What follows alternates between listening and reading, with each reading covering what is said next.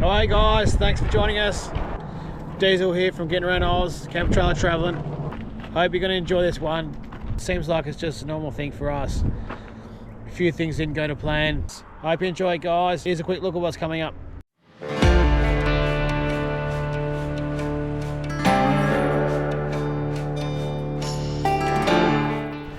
Far out. And boy, hasn't it been a day. It's back in Perth, it was raining all morning, windy as hell, blowing 40-50 k's an hour. We had a chance to pull out because it's still so windy. I'll just quickly show you a little situation we had, and right now all the sheets and all the bedding is all in the dry because it all got wet, and I'll show you why. Down here is damp.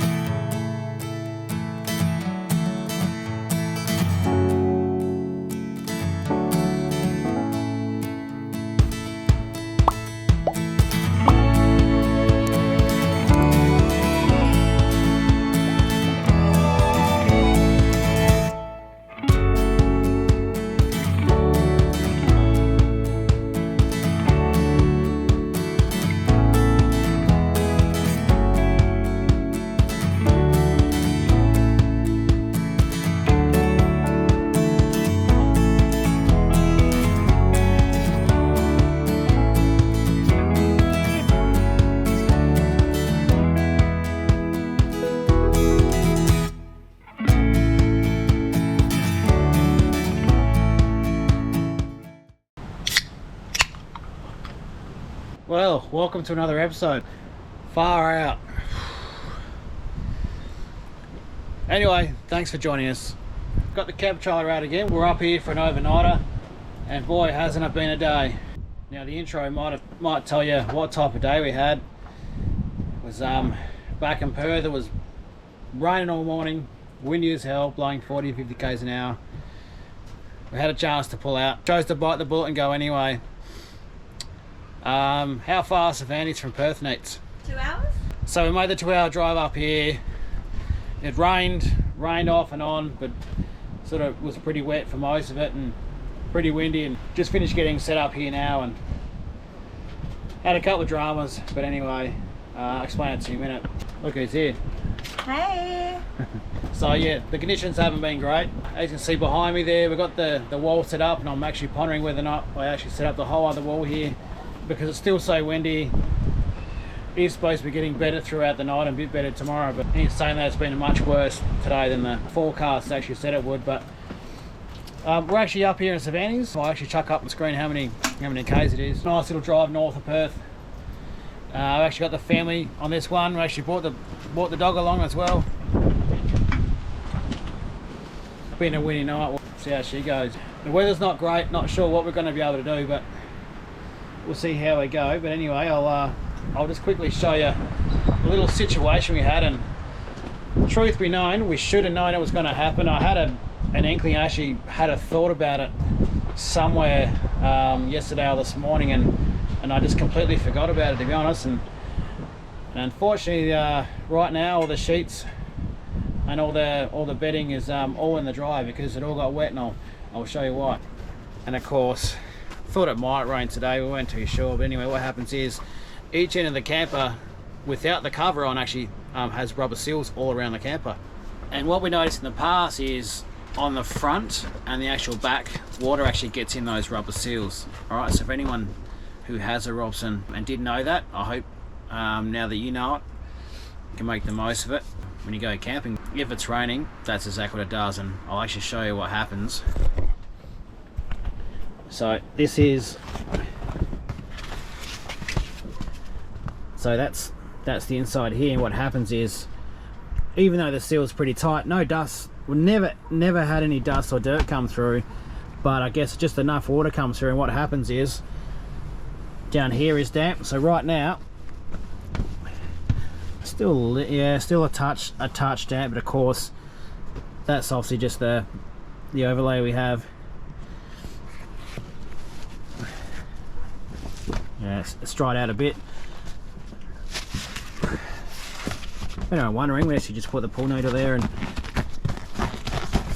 tuck them in like that. So if you've got to climb in a bed there, you're not banging your shins on that hard stuff there. And unfortunately that lining of the bed there gets wet, and I know it's been in the dry maybe the last hour or so, so it should be fine for tonight. But if you're pulling up to somewhere later in the day, it's a bloody nightmare, and we've been there. I just forgot about it. You know, when you're doing this sort of stuff, there's a million things to think about, and unfortunately that was one I forgot. We are actually right on the beachfront here. There's no chance of me getting the drone up at the moment. It'll get blown out to sea. Boys have actually got some go-karts. They're sort of whizzing around. What was it, 15 bucks an hour for the go-karts? Yeah, so you can either get the black ones, which are $15 an hour, which is just one seat on it, or the orange ones, which have 2 seats for $20 an hour. There you go. So they got one each, yeah. Yep. Yeah. Of course, our boys wanted to fly around their own, but anyway, that's where they're off to now. Well, watch out for the ropes there, mate. How'd you go? Did you skid? Yep. Yep. How fast does this thing go? I'll show you. All right. Ow, my leg. Need some help backing up? You're right. Turning around. Rightio. Kick her in the guts. Oh, you can't get started. All right, when we give you a push start. Yeah. Go.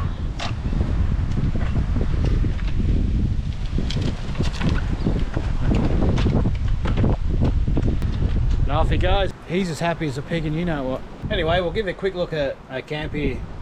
Now, if anyone is not aware, this little sidewall here, which you can sort of see, sticks on with a Velcro there. We always set it up unless we're somewhere it's dead calm. It stops all the wind coming under the camp, which is fantastic. Got the end wall up at the moment. Hopefully we don't have to chuck up the side one here. Wind feels like it's not too windy through here at the moment, which is fantastic. Got all the guy rope set up, all the pegs. This is something that always sits here, just a little water container for the kids to fill up when they need to. I know they cost about $5.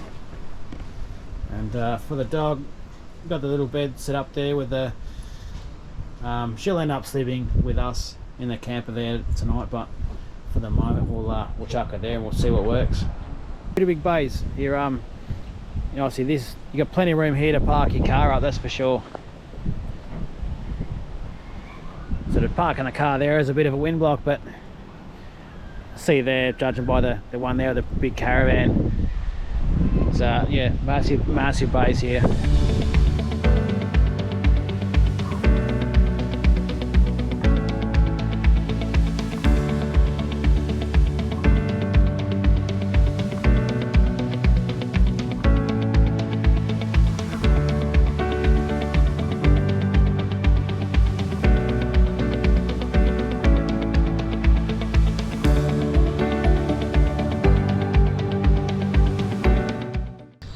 So it's dinner time here now.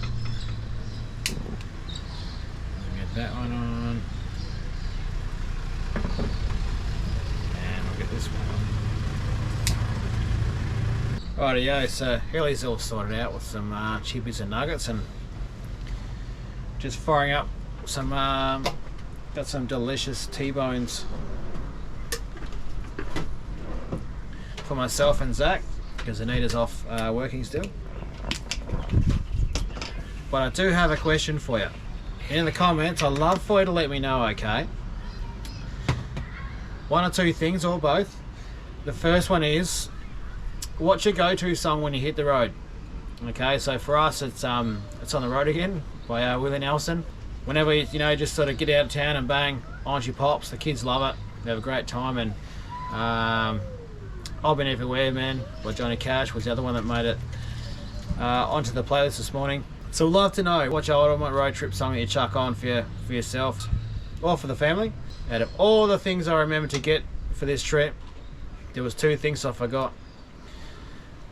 The most important thing for Anita was milk. Probably thinking, Diesel, you idiot, how the hell did you forget milk? I don't drink coffee, so I just don't drink milk, I guess. I normally just drink water. So I didn't even bloody think of it. So milk was the one for Anita. She comes back from break before and makes the coffee and no milk. So that was on me. And the second one is, unfortunately, we're thinking about brekkie in the morning. And where's the jam comes up. Forgot it. Most important thing for Hurley is jam. Jam on his sandwiches, jam on his pancakes. Loves his jam. And old mate here forgot it. So again, chuck in the comments. Let us know what's your favourite road trip song. And what's that one thing that you forgot that they got you in trouble, or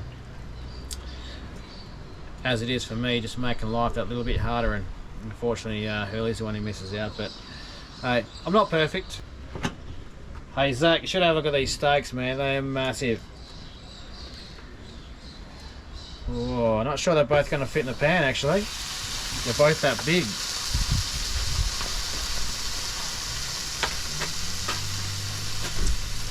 The weather's calmed down a bit now, which is fantastic. It was actually blowing 45, 50 k's an hour when we were here. We rocked up here just after lunch.